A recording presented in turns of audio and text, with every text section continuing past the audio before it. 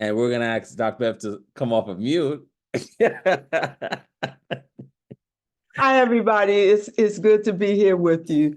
When the request came, I was thinking, no, no, no, I have too many things to do. And then I saw the man with the 38 teeth in his mouth, and I decided I could not say no to him. So and so I am here today with you.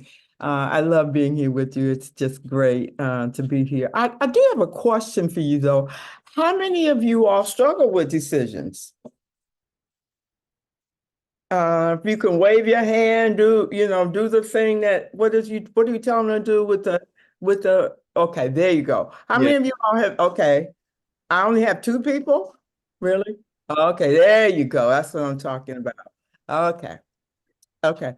And so when you think of your decision making process, let me ask this question. So as we focus in on this, do you have a word picture for what that's like? Or a framework, an image that comes to mind? And I saw in the chat that someone said it depends on the decision. And I think that's really true. There are small decisions and then there are large decisions. And I would counter, however, that sometimes the large decisions are indicative of our struggles to make big decisions as well. And I was recently diagnosed a year and a half, almost 2 years, diagnosed with ADHD. I kind of knew it, but it was official. And as I've been doing reading and understanding and looking back over my life, and I can definitely see that is I can see, I'm so sorry it took so long for that to happen. But one of the questions that one of the resources that I dug into is suggested that you think of an image of your ADHD, and I came up with this image because it's just how my brain works. I have my mind is like a conveyor belt, and all of these concepts, these thoughts run through my mind, and I may pull one of these thoughts off my conveyor belt, and I process it, and then start talking in mid sentence, in mid process to my husband or someone else, and David will say, wait a minute, what are you talking about? And because I've had the conversation in my head and I've had to back up and say, hey, this is the other part you didn't hear. But it's so helpful for me because when I see these thoughts running past, I realize now I don't have to grab everyone that runs across my mind. And then when they do, I learn to write some of them down because some of them are important. And so when I thought about this struggle to make decisions, I was wondering if you had a word picture or a image that comes to mind about what that's like for you. One that you may be familiar with is the signpost, which has all these different directions, pointing in all different directions. That's one that comes to mind too. And so I'm just wondering, does anybody want to share what your decision making looks like for you? A bowl of spaghetti. Yes. All right. So at this moment, we'll use that raise hand feature. And if you are, giving a picture of what your decision making looks like for you, we would like to, actually hear you come off of mute and explain, what that looks like.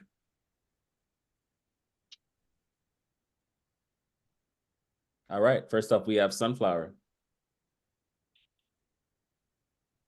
Okay, so I definitely relate with what you were saying, especially about ADHD, because I recently found out that I have it as well. And it's like, hey, girl.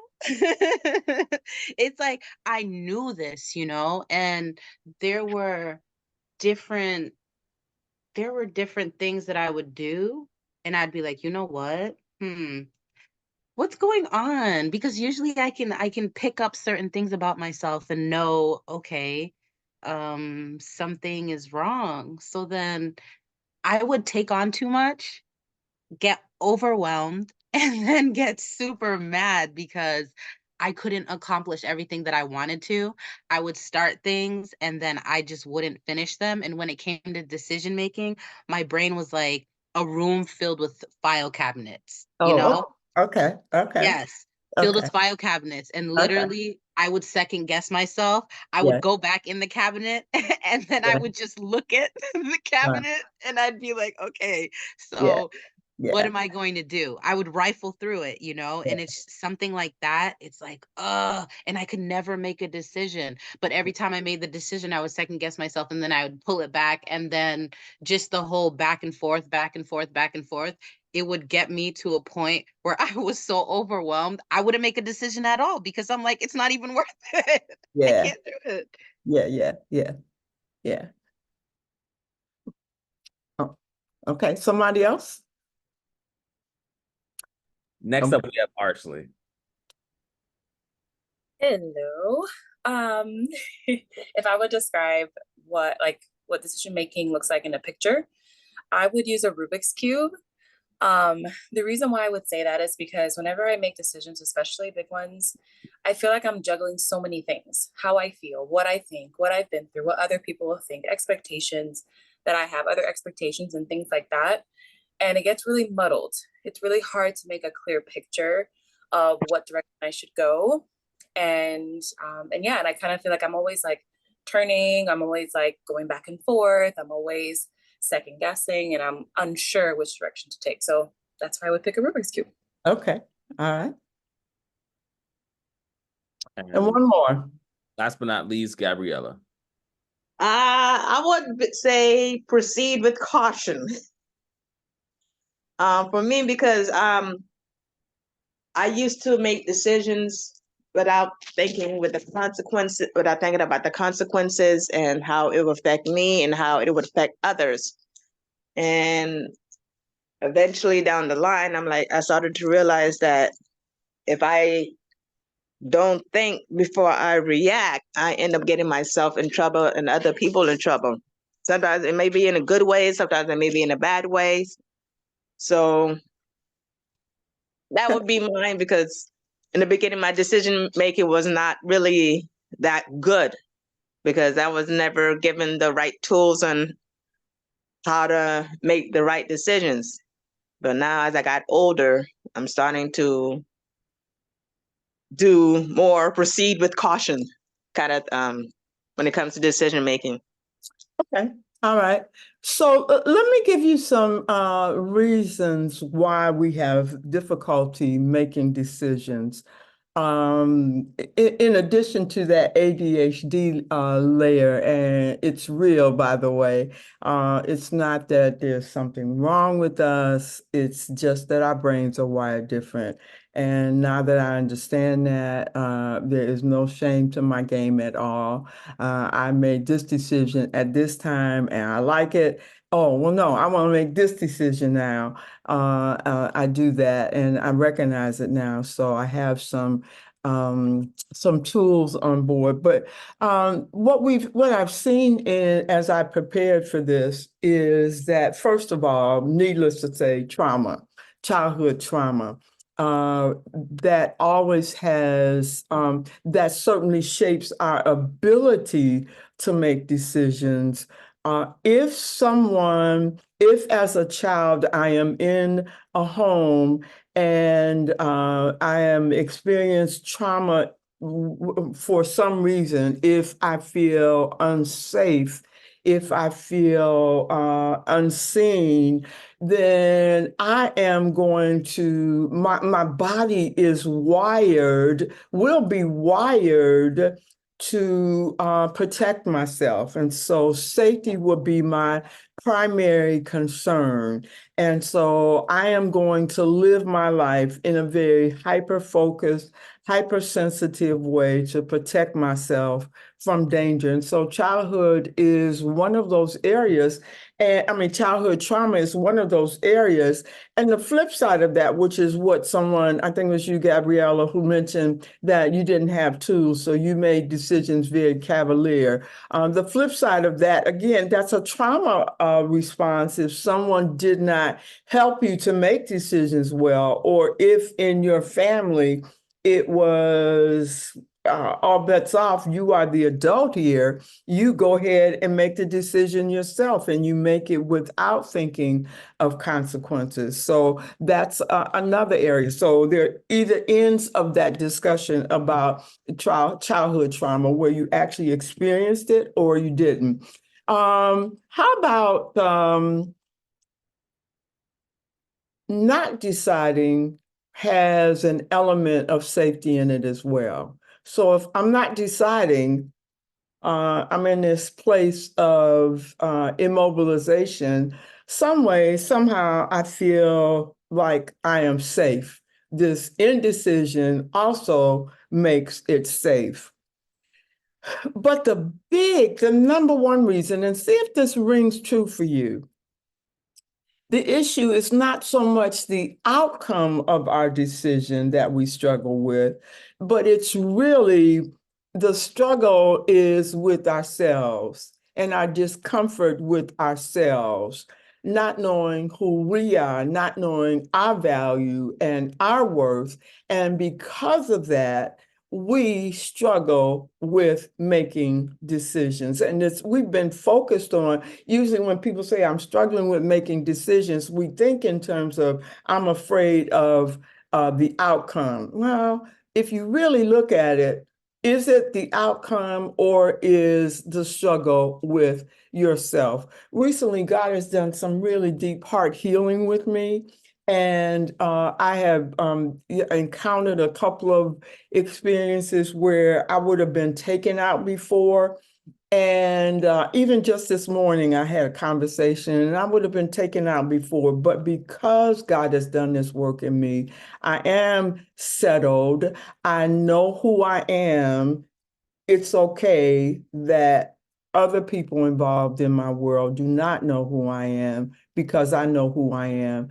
I know I am seen, I am soothed, I am safe and secure.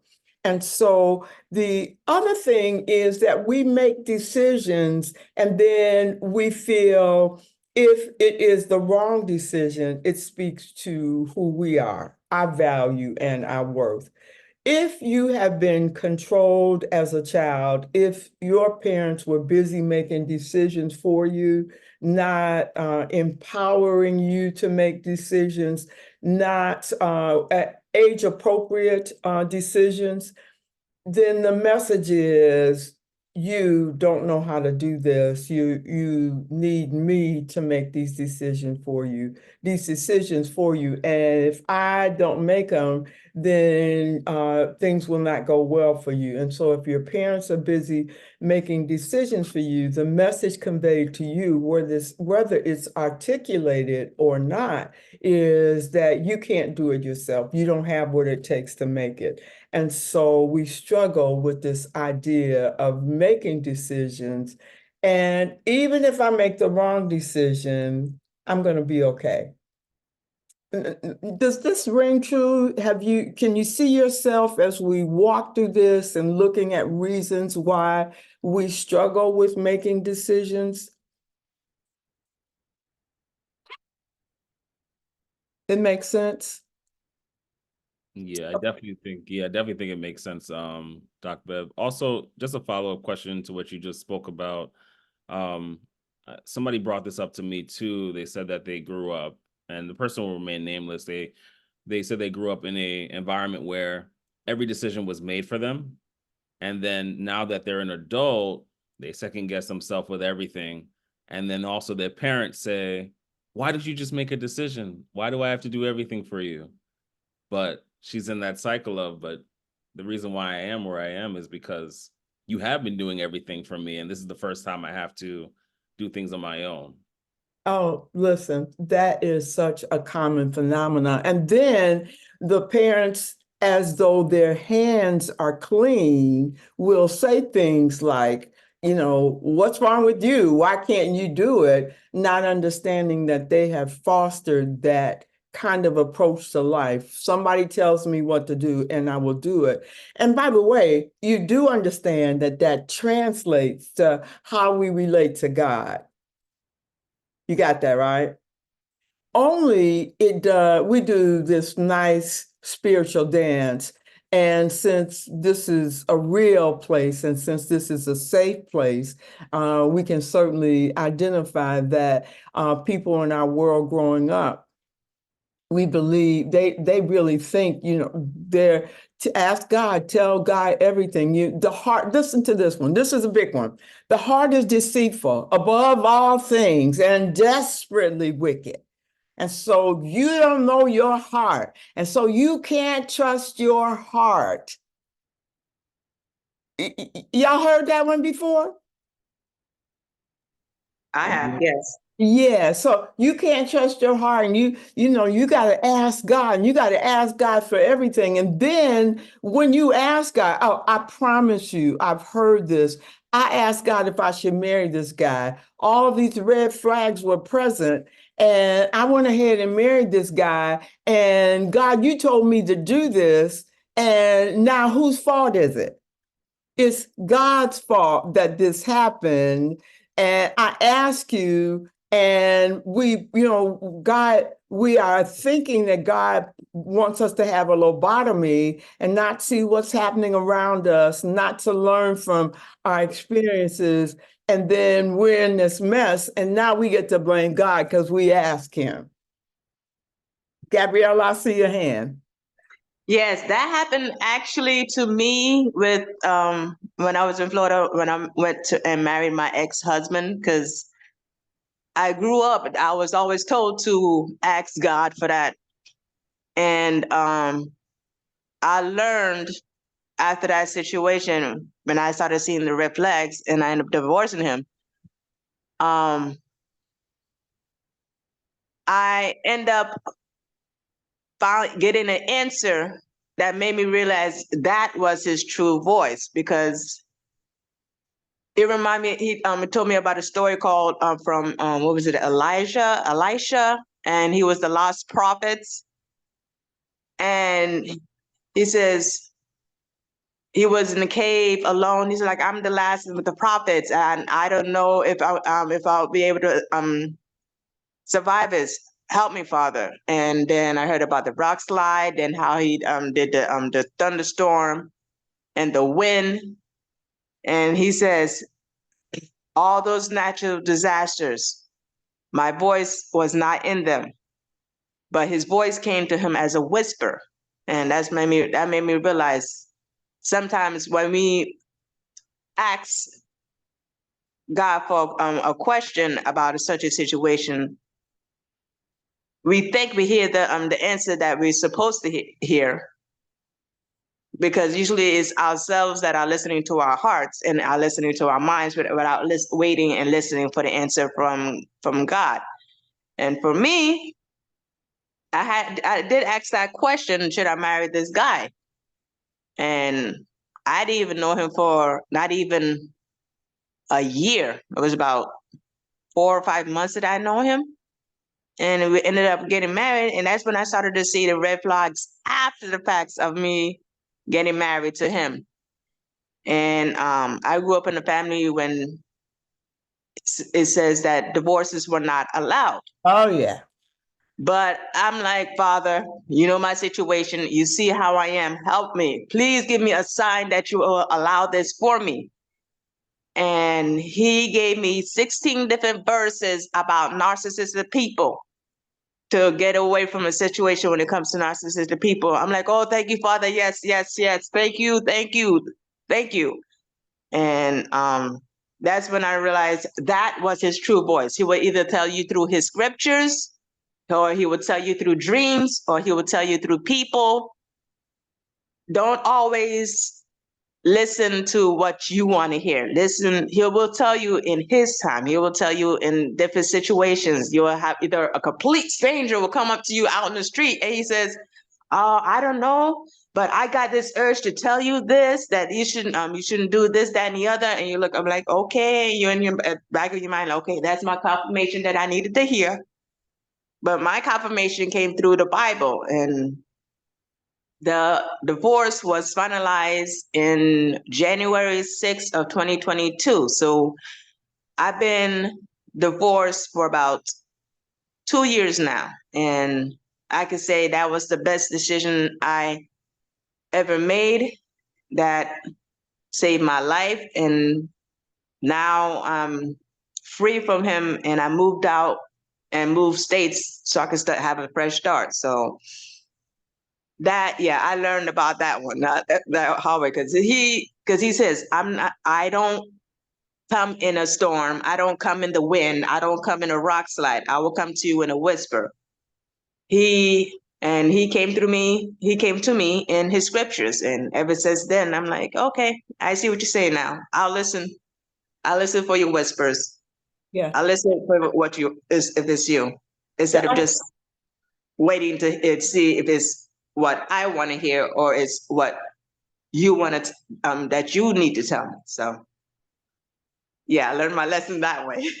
Yeah, I think there's the reality of knowing that God gets to speak any way He wants to. That's the truth. He gets to do what He wants to do. He speaks through rocks. He speaks through snow. He speaks any way He wants to, and I am open to hearing. And there are opportunities for us to learn and to grow, even in our decision making. The idea that I don't know how to do this, but it's like a muscle. I'm going to start with little things, and then I'm going to keep practicing and practicing and strengthen this muscle. And even if I make a wrong decision, I've made a decision. David tells this story about how he asked God, for something. Oh, God, please tell me what to do. Please tell me what to do. And God said to him, son, you make the decision. I'm going to bless you whichever way you go. I got you. I'm going to do this. So you make the decision. And remember, he says, you'll hear a voice behind you saying, this is the way, walk you in it. And so he wants you to know before you call, he's going to answer. He's got an answer for you. But again, remember, we've learned how to do this in our first years of life, how to feel comfortable with who we are and our value and our worth based on how our parents have cultivated that. And if they have not done a good job of cultivating that, if they've made a decision that they're going to manage my life, then the message is, I can't do it myself. And I will leave my family of origin with that message deeply embedded in me that I am incapable. And so I will question myself. I will second guess the decisions I need to make. And there are consequences to being stuck. Someone said, and I think this is true, the notion that a flat squirrel in his indecisiveness is on the highway flat because he couldn't make a decision. You've run across squirrels, right? They couldn't decide whether they're going to go one way or the other, and you may end up hitting that squirrel. And so that indecisiveness really has some consequences too. And it certainly erodes our self-confidence. We don't feel good about who we are if we're going back and forth with the decision. I don't know if I can do this. Can I do it? Can I not do it? It erodes my self-confidence. And that's number one. It certainly affects others around us who we are in relationship with. And we struggle with, and we lose connection with them because we are lost in this struggle to make the decision. If I am struggling to make the decision, I can't connect with David in the way that he needs me to, or with my church people, because I'm going back and forth. And so it really is important to understand that there are some consequences to our struggle to make decisions too. And this is really, see if this rings true. It takes away from the flow of life. We struggle with the flow of life. If I am stuck in this decision making, like that flat squirrel on the side of the road or in the road, he didn't make it to the other side. And so my flow in life is hindered by, man, do I want Chinese or do I want Mexican? And what do I want? If you ask me, by the way, I'm always going to tell you Mexican, right? If you ask me, there's no confusion there. Got that, Devonte? None. I'm going to eat Mexican, right? And Italian, so, Italian. yeah, absolutely not. But, if I'm working with you and I know you like Italian, and because I love you, I will defer. But if you ask me, I'm going to say Mexican. Now, if you ask me, where do you want to go on vacation? That might be a little more challenging because in my ADHD mind, they all come, all these locations come crashing in, and it becomes too much and I get overwhelmed. If you limit my choices, then I might be able to help you. But I think the idea of the ebb and flow of life, when we struggle with decisions, that ebb and flow of life, we just don't partake in it. We're kind of stuck and it doesn't serve us well. You tracking with me so far? And I don't want to leave you. Well, I'm going to ask you another question. There is a follow-up question here. Oh, okay. Erica, go ahead. Okay, so it was a couple of things that you said that made me think, because I know this decision-making thing is big for me, but I was trying to figure out where do I fit in this conversation. So one thing that you mentioned is consequences. And one thing I know about myself for sure is that I always feel like anything I do is very high stakes.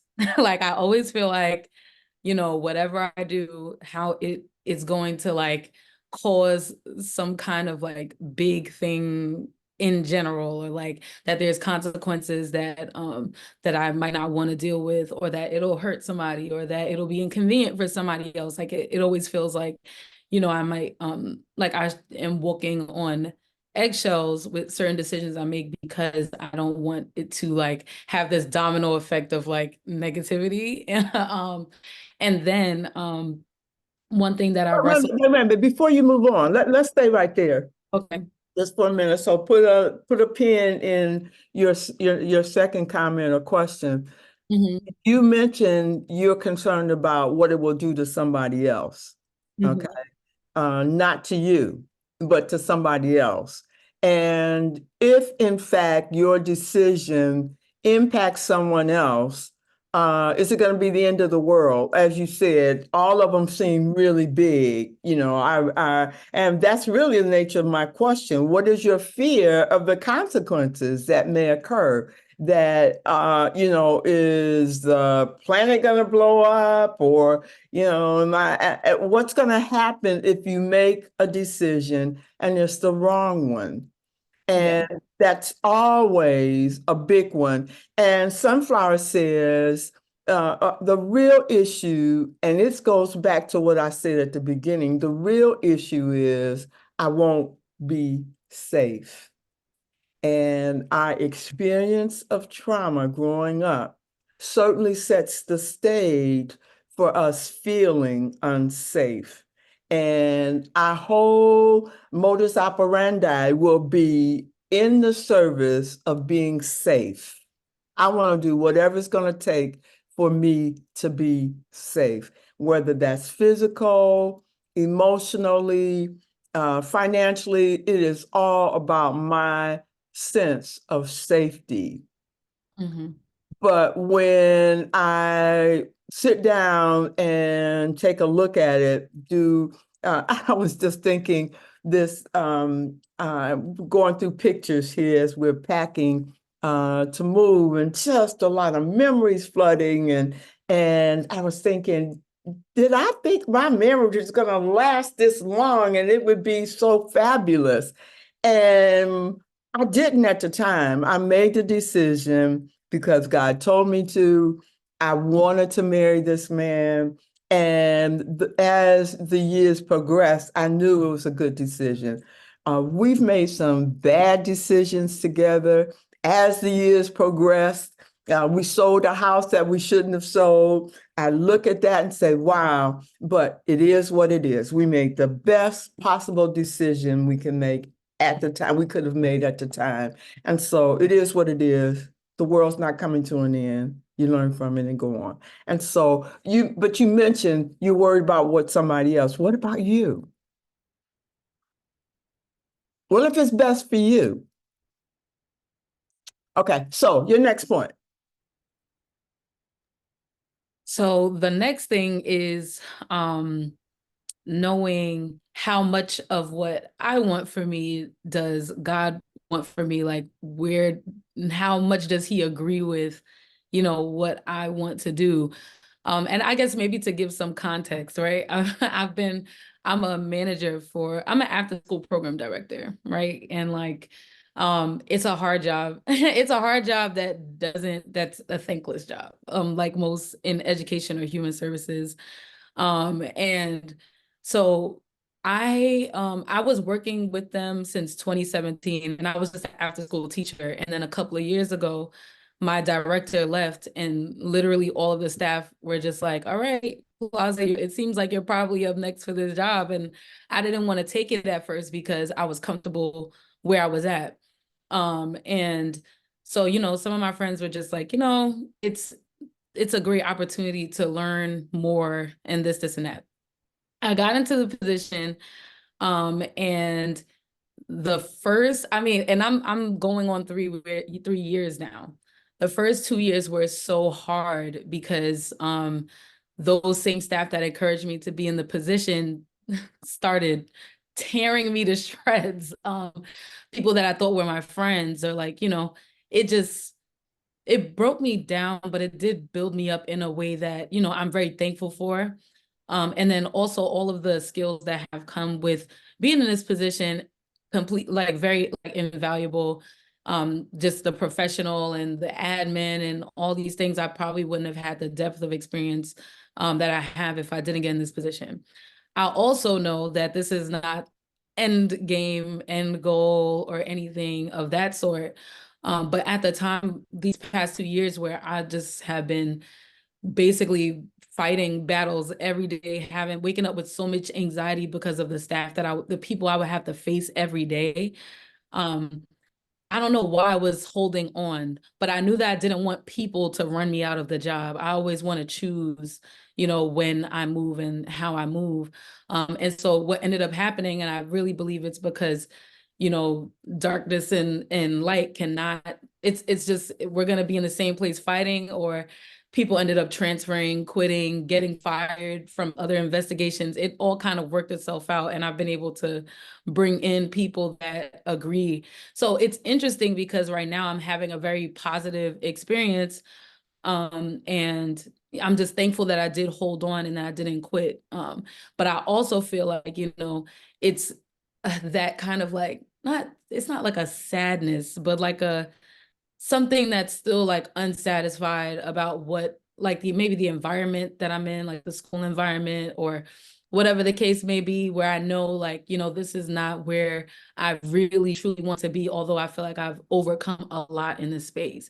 So it's like a matter of when and how do I leave? What am I doing next? When you have bills to pay, the security of things too, it's like, the reality of all these things, which is nothing too hard for God to, to solve or to provide, or anything like that. But yeah, it's just like how do I move? How do I know it's time? And how much of like what I'm going into next is what God wants for me. And you said something earlier about like the squirrel in the road thing and being flattened, right? And like I think this kind of ties into my high stakes feeling, where it's like, would it be a matter of like, right or wrong to go on either side and let God bless you either way you go. It also speaks to how God is on our team. So I have a friend who moved from the area. I knew her before a long time ago. And so when we got to South Bend, she was here and we connected, and she moved to Huntsville. And so she called me the other day. I hadn't talked to her since she moved. Great conversation. We just chit-chatting. Both of us got hacked and permanently banned from Facebook, and we're chit-chatting and all of that, and the headache that it posed and all of that. And so she told me about she's been down in Huntsville now a little over a year, married, nice man, really nice man, but they don't have a lot of money. And she couldn't work. She has a home in North Carolina, and she couldn't work. And she was in PT, and the PT wouldn't release her. She drives an Uber, and you can make good money in, driving Uber. And so her home in North Carolina was foreclosed. And so she knew it, while it's foreclosed. And so she went to pick up a passenger at the airport, and she was talking to her son, Mom, what are you gonna do about, your home being foreclosed, and it's gonna be rough, what you gonna do? And so she said, I don't know, God's gonna provide. So the lady who she picked up got in the car, and the lady started talking to her, and my friends are talking too, so they just chomping it up and going on. And the lady said, pardon me, do you mind if I ask you a question? And she said, yeah. And I was just talking to my son. She said, you seemed a little distressed. And she said, yeah, but God's going to work it out. And she said, and so they chit-chatting and everything. And so the lady said, well, do you mind? Can I ask you a few more questions? And so she went on to tell the lady, because she'll tell her business. And so she said, yeah, my house got foreclosed on because I couldn't work. And it was, just, I know God's going to provide. And the lady said, do you mind if I ask, how much do you owe? And she said, $6,000. But I have two. And I know God's going to provide the rest. And so they're chopping it up, talking and everything. So her name is Muriel. And so the lady just said, well, how do you spell Muriel? And so she explained, she spelled her name. Got to the destination. Lady gets out the car and hands her a $4,000 check and said, you worked too hard to lose your home. And so here's this check. Now, she did not know this lady from Adam. That was a total God thing. She saved her home. Is God on our side? Absolutely. That's exactly right. That is exactly right.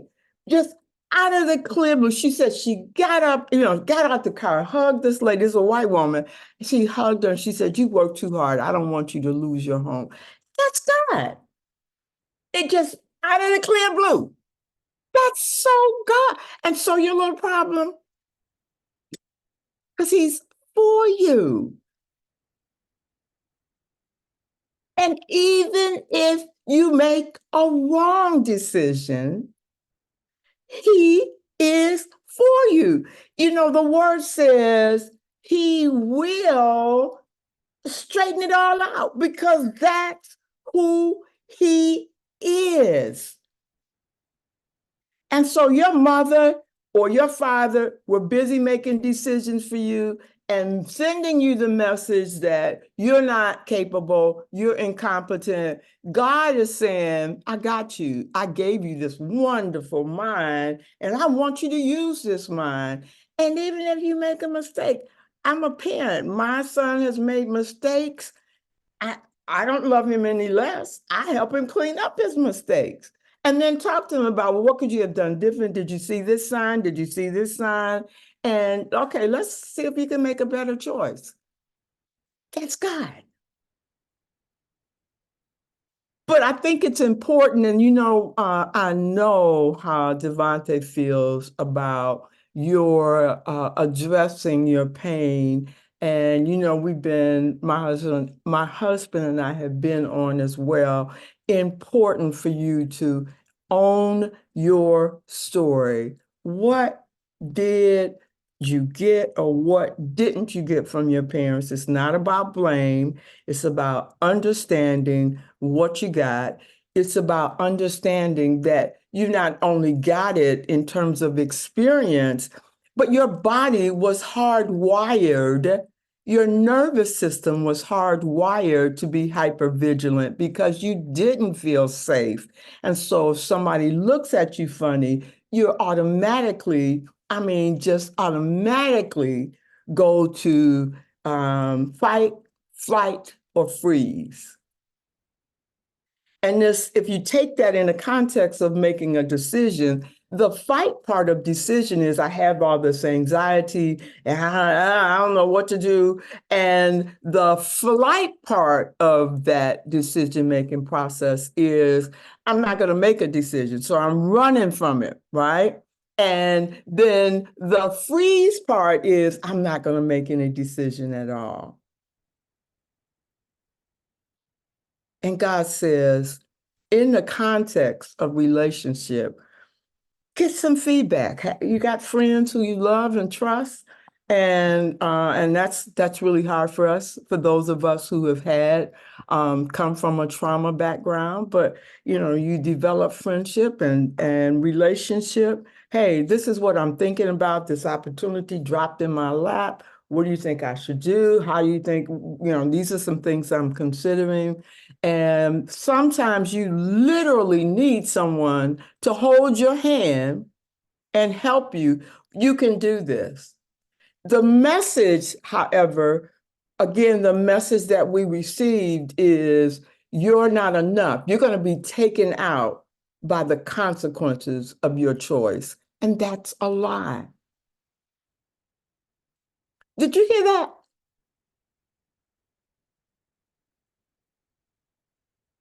You're not. And my making a poor choice does not reflect on me in the sense that it's not who I am. I made the best possible decision I can make today with the facts that I have. A real funny one I'm wrestling with right today. We're moving to Huntsville sometime, and we had I got the privilege to get to build a home, and I was adamant with my realtor. I want a home with a dining room set. I have a dining room set I absolutely love, and there are not a lot of dining room sets now. They're great rooms, but they're not dining. And she finally found a development that had a great room, and a dining room, and I was like, yes, and I like the design. So we got the house built, and so it's so hilarious. So we were down there at Christmas, stayed in our house, and since we're moving shortly, some parts of the move will be taking place. We measured the dining room, and my furniture is too big for the dining room. And so all of the places that I saw that I liked as well, but I was adamant about having a dining room. And now my furniture doesn't fit. Oh, and so I was disappointed, but I made the best possible decision I could make at that point. It is what it is. So I gotta let it go. Grieve my dining room set, but keep it moving. Any other questions, comments? Because I want to talk about some things you can do to address your indecisiveness. Any questions, comments? Yes, Sunflower, I see your hand. So, okay. For me, I feel like I stay in the grieving process way too long and I don't move on. And I believe that I'm scared to move on from the grieving process because I don't know what's on the other side of, you know, like the decision because I'm so stuck and I feel like I'm stagnant. And then I grieve and I'm in this perpetual cycle of grief.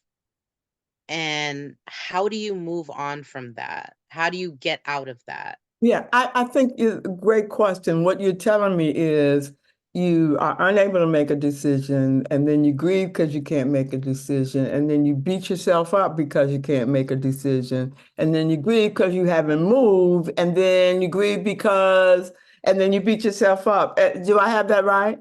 Yes. Okay. And that's just a form of staying stuck. Yeah. Yeah, so the dining room set won't fit. There's nothing I can do about it. Got the house. There's nothing I can do. So, wow, I'm really sad. I put it on Marketplace. I'm sad about it. And I'm not going to let anybody talk me down. It's a nice set. But I gotta let it go. And I made it is what it is. Made the best possible decision. Uh, Someone stole a dress of mine at a church party. We changed clothes to do a fashion show. Someone stole that dress, and as a person with ADHD, I have big feelings, and I grieved that dress for 3 or 4 days. It was like, oh my word, it was a great dress. I couldn't believe it. Who I took it? understand that so much. Oh my Yes, yes. goodness. But that's an ADHD thing. We ruminate, Oh, we get going, and 4 days, I couldn't sleep. It's a dress, right?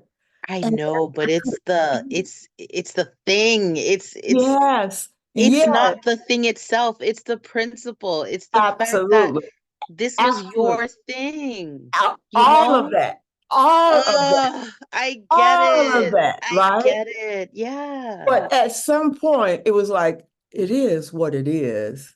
And I can stay here in this perpetual grief that you just described, or I can say, Hmm. I got it at this great deal. God, you know, and you always plot these great deals in front of me. I'm good.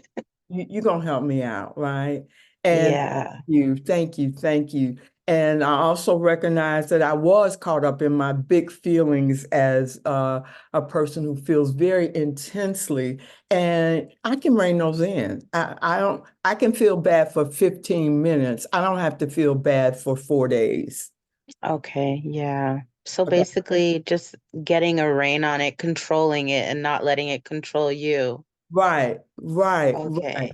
And again, some suggestions. How do you move away from this spot? We got about 15 or so minutes, right? It's really not good when your fear that's on the other side of the decision that you might make that will frighten you or limit you is, again, it has to do with neglect. We had no parental guidance, and we may feel overwhelmed and part, that neglect. I feel overwhelmed. What if? And we can what if till the cows come home. And then the criticism and contempt that we may feel that may come our way. But what I have seen is that back to the reason we struggle with decision making is we don't know ourselves. And I know that I have in the past been my worst critic, and I have been the one that can heap the worst contempt upon myself. I don't need anybody else to help me. I do it myself. And I've learned not to do that anymore. I'm not willing to. I'm going to be kind to myself. I'm going to extend grace to myself. Okay, I made a bad decision. Shouldn't have gone out in the snowstorm just to get a can of beans, but I did.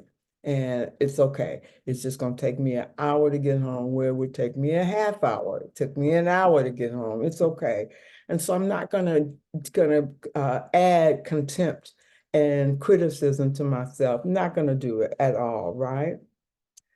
And well, and three things I want you to look at. If you could even write these down, the core beliefs we have about ourselves that hinder our ability to move beyond the fear on the other side of the decision.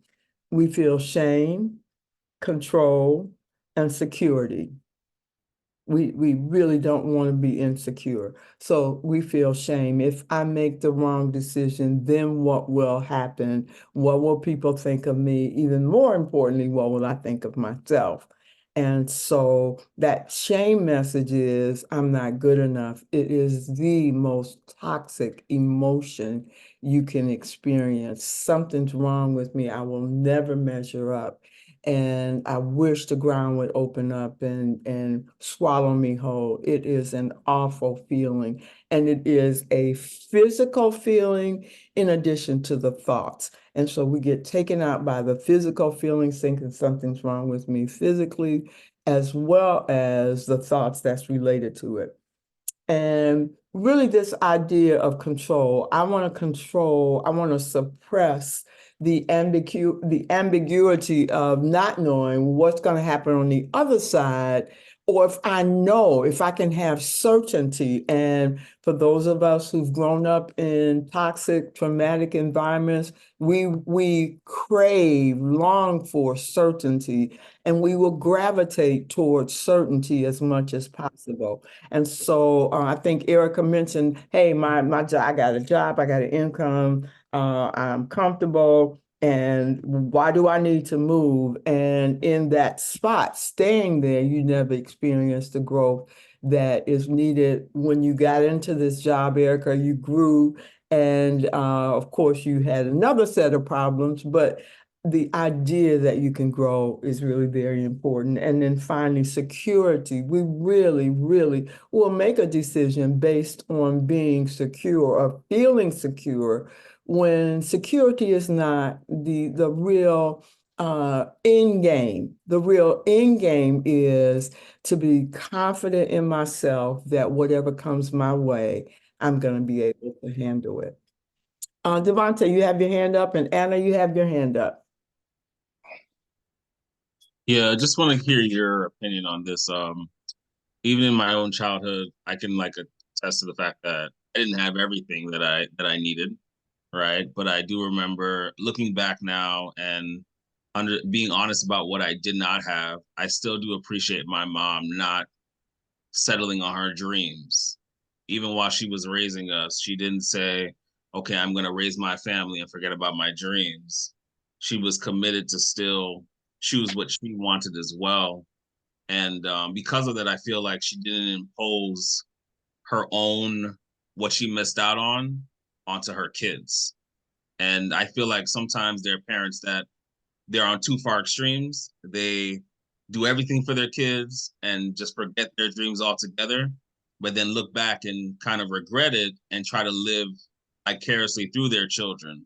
My dreams instead of yours, and so on. So, what are some of your thoughts on that? I'm so glad you said that. I have a quote here. Carl Jung, who's a famous psychiatrist, he made this observation: the most depressing thing that can affect a person's life is the unfulfilled life of their parents. Did you get that? Let me say it again. The most depressing thing that can happen can affect a person's life is the unfulfilled life of their parents. I can certainly relate to that. I wanted to, for those of you who don't know, I was a teenage mother and I had a baby at 14, and I wanted so bad to go to Oakwood and sing with the Aeolians. Oh my word, that was the thing for me.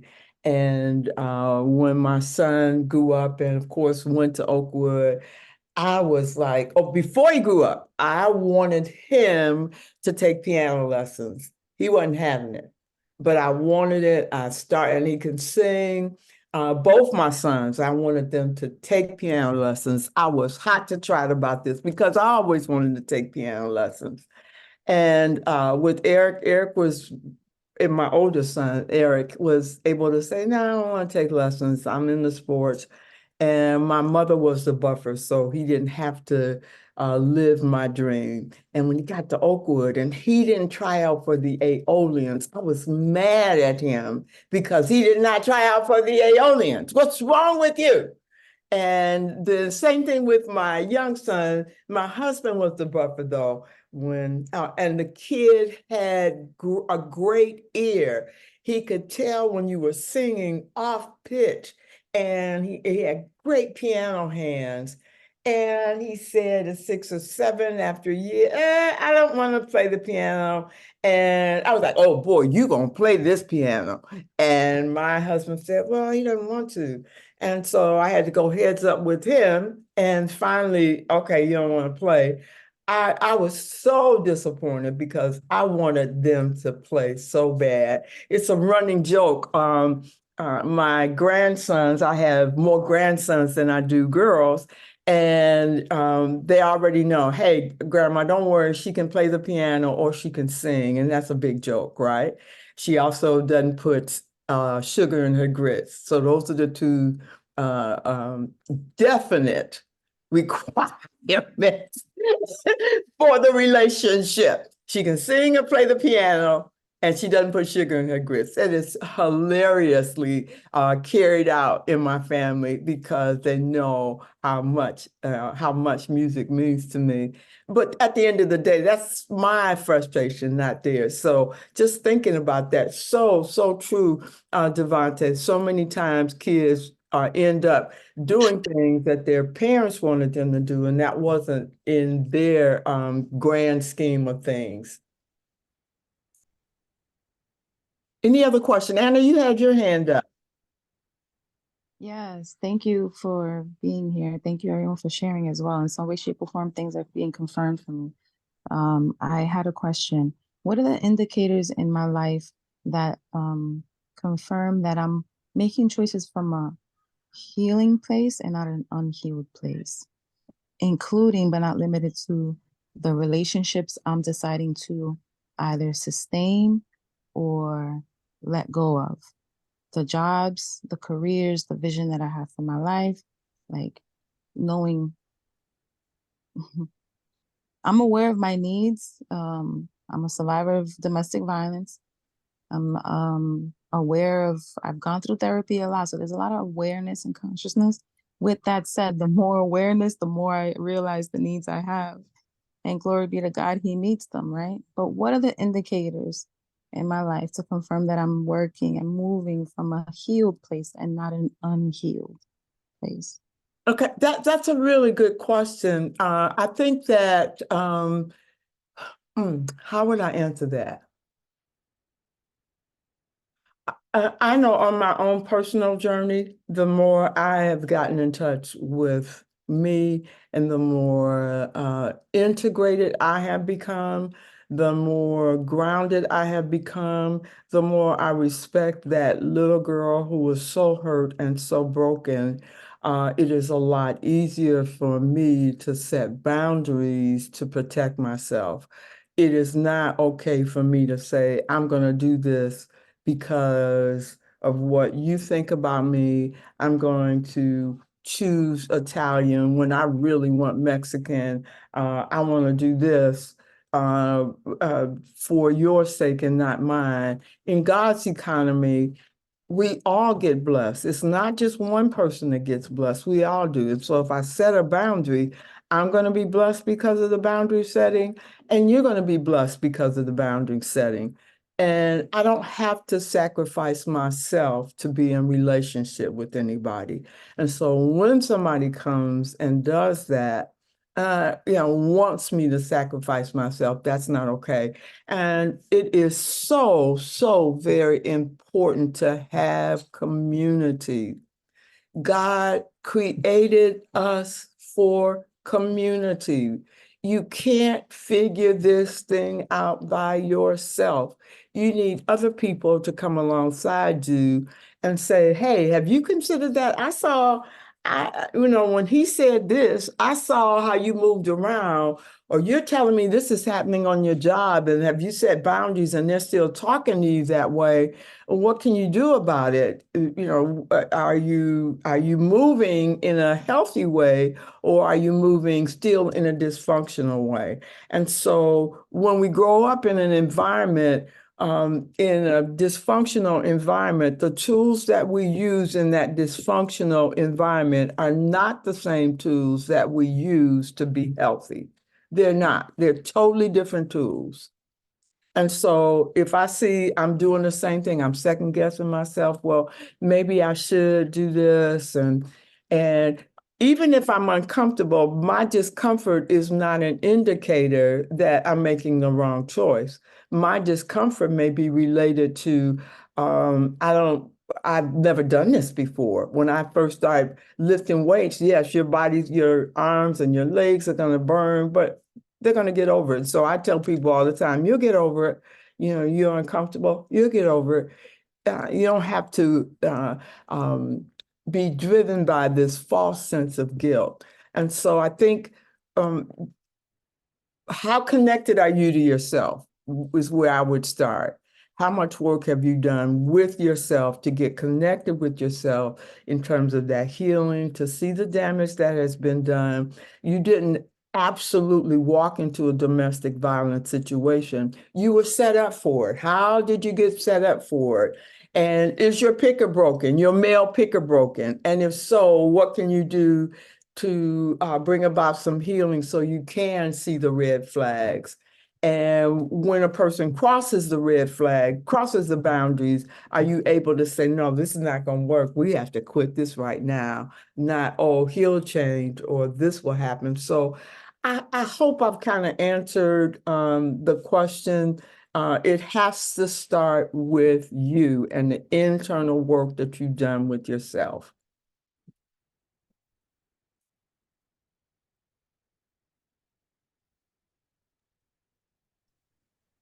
All right. I hope that answered your question, Anna.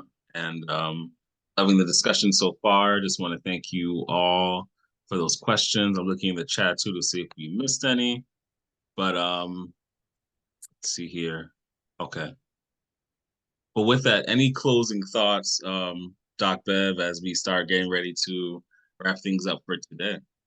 Yeah, I think I didn't get what I need from my mother and my father, but now I'm responsible myself. I can be responsible.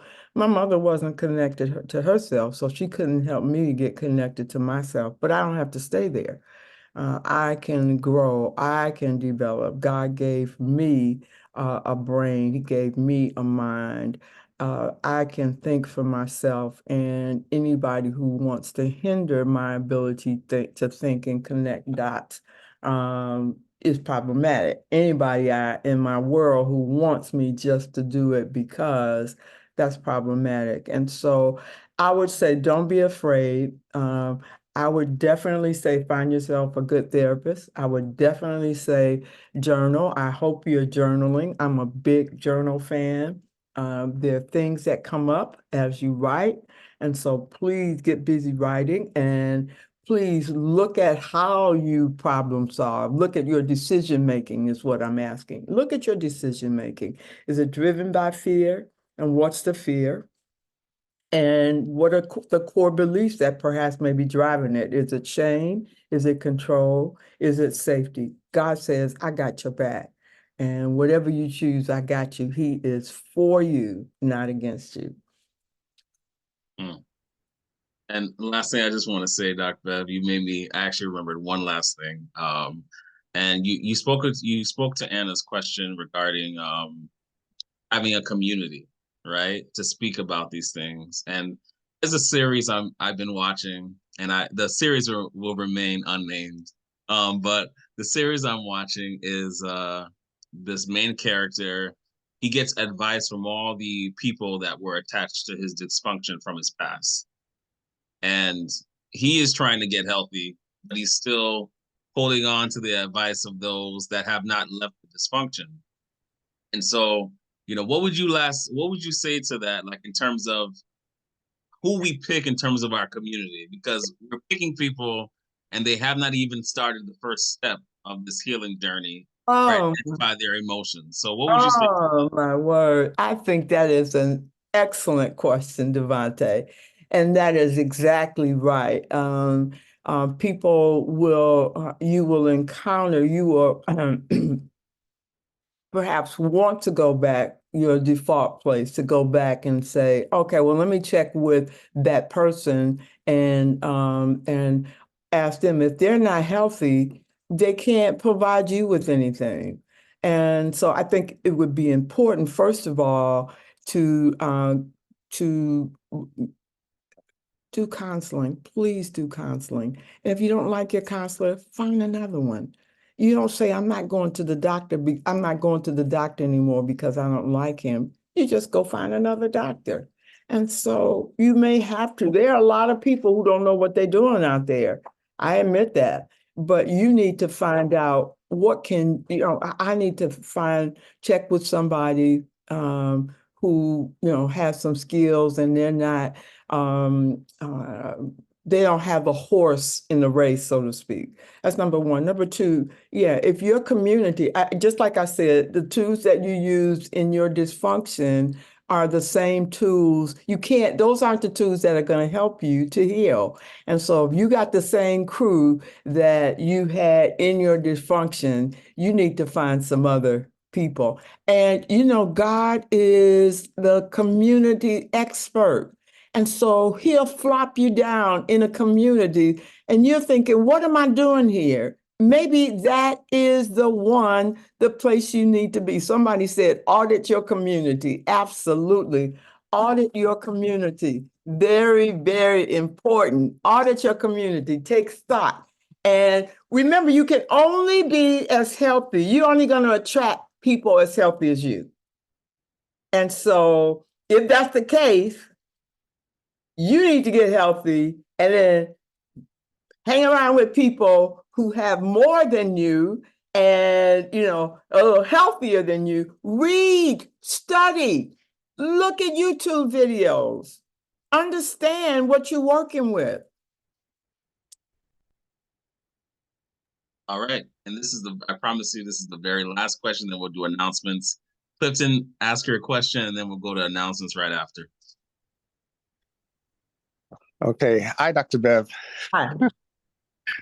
So when you said, people are making when you're making a decision out of fear or decisions for security, I just wanted you to just help, like, I guess elaborate on, because I understand that, right? I understand making those decisions, but what about when you're in that place of like, okay, this like job or whatever would be a job that does provide you security to get you out of your uncomfortable space.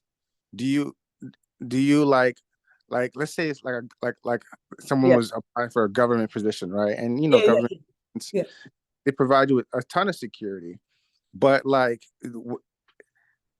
in some of those roles too, it's like it's opportunistic to stay and reap the benefits of the longevity of the career life, right? But you also sacrifice some of the things that you were saying in terms of being in uncomfortable spaces and knowing that like you'll be okay in developing that character.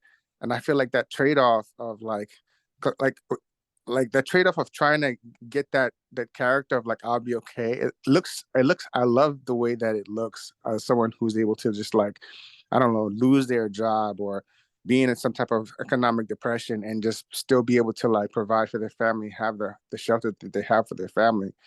But like for someone who doesn't have that and who's trying to just get the minimum basic of that standard, like how do you encourage someone to, or do you encourage that person not to get that government job, or you've heard? No, that's not what I'm not talking about from that point of view, Clifton. Thank you so much for asking that question, because there's a nuance to this idea of security, right? And for me, giving you an example, I did not want to come up here to Michigan. I was in a great home. I loved where I was, and David said, God is calling us to Michigan, and I laughed, absolutely not. And come to find out, I did, because God told me to, and this has been absolutely the best move of our career. And it didn't start off that way. And so I was safe, I was secure, I had everything I needed. And so I'm not talking about it from that point of view. I'm just talking about, well, I'm afraid, and so I'm going to choose the safe thing rather than to launch out into the deep. And so from that point of view, that's what I'm trying to say. If you got a career advancement, or you can make more money or have a secure place to work, there's absolutely nothing wrong with that. I'm just talking about that since I'm doing it because I'm safe. I'm not gonna, I don't know what's gonna happen if I move on. I have a friend who has been on the same job for 20 years, and he is just really afraid to do anything else. Well, he's got great skills, and he could do so much more than he is, but he's just really comfortable. It's too scary for him to launch out into the deep. And that's what I'm talking about. He's making a decision based on his fear. Okay, I see. Okay, thank you. All right. Thank you so much, Dr. Bev. At this moment, everyone, we're just going to share some quick announcements with you from our own Candace, and then we will get ready to close out and go to Afterglow. Gotta run, folks. Love you. Bye-bye. Take care. Good morning, good afternoon, happy Saturday, and happy Sabbath, everyone. Feels like it's been a year since I saw you last. I'm your announcer, and here's this week's announcements. On Monday, join us for book club, where we will be focusing on emotionally healthy spirituality. Right here, same place, same time as usual, is 7 p.m. Eastern for our book club. Double back on Tuesday for Bible study, same time, same place. If you're needing prayer, we got you. There are prayer calls Monday through Friday starting at 6:30 a.m. For more information, reach out to Devonte via the Band app. If you don't already know, we're big on in-person things. And one big one we always like to plan for is our yearly retreat. Please pray up for the upcoming retreat as we are looking for all the blessings to come down. The prayers for the BTM retreat will then lead into this year's theme, which is Think Big. And we, of course, want our whole entire congregation present. Don't forget that you can always donate. Yep, that's right. Have you recently given your tithes and offering? Well, if you haven't, no worries.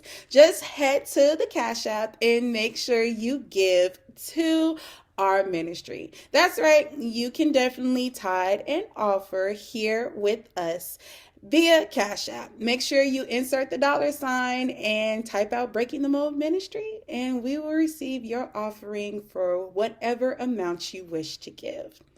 Now, if you don't know, as mentioned before, we are big on in-person events, and I've seen a couple of you behind the screen when it comes to driving. So let's see how you are in person. The first actual physical event is scheduled for February 10th at 5:30 p.m. Eastern for our first BTM go-kart race.